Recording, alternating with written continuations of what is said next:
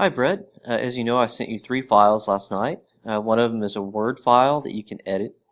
The other is a PDF that's a preview of the book as I formatted it so far. Now, you have a whole lot of choices. I'm just showing you what I usually do as a default, except for putting everything in Adobe font, because you don't have that on your computer. So that's the one caveat. So the font's just going to look a little bit smoother, that's all. And you can't really see that anyway on this video. The other one is the ebook. So let me just show you what this looks like. First, I'll show you the how to look at it, preview it in your Adobe Reader. What you do is you go to View. You want to go to Page Display, Two-Page Scrolling, or Two-Page View, but I prefer scrolling. And this is what it looks like with the book open. Now, the one thing about this is I had to add a blank page, and this is just a cover page. I'm not anticipating putting the image right here like this, unless you just want that.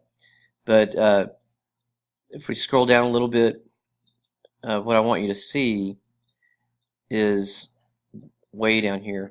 This is what it looks like with the book open. So the thing is, this is an approximation. The default page of a Adobe, this page here is 8.5 by 11, and your book is smaller than that. It's like 7 inches by 9, basically 7 by 9. So there's a lot of room on both sides of the page here. So, but you still get a kind of an idea of what it looks like.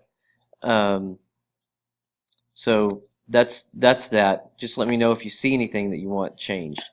Now, the real way that you look at this is on the internet. Going to this is your ebook, but I want to show you, since I just showed you your print version. I went to CreateSpace and went through the process of uploading your book.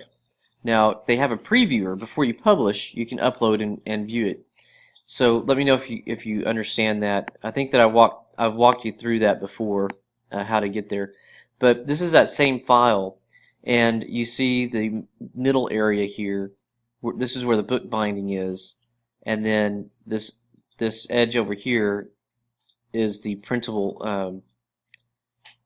area of the page, right? So let's get into the book,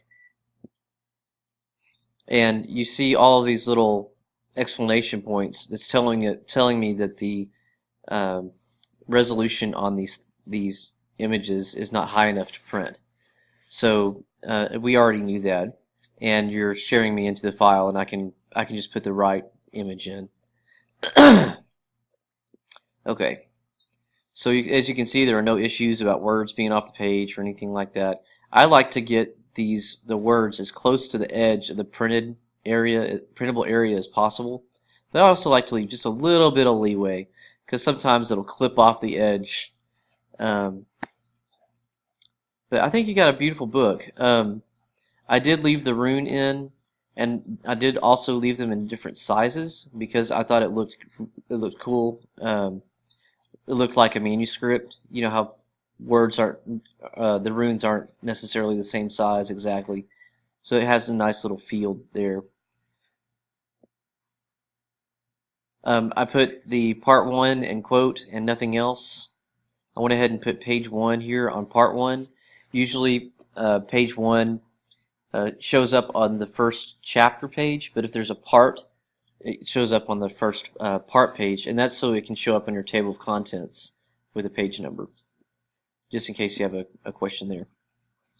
I didn't put the header on I treated this as a chapter, beginning of a chapter, even though you're kind of using parts as chapters, but I thought this looked better without a header on top. Usually on the first page of a chapter there will be no header, but you'll notice on the odd pages I have the title of the book. I can do the Peregrine, and then Randall on the top of the even pages. So you have your last name, title of the book, even odd pages.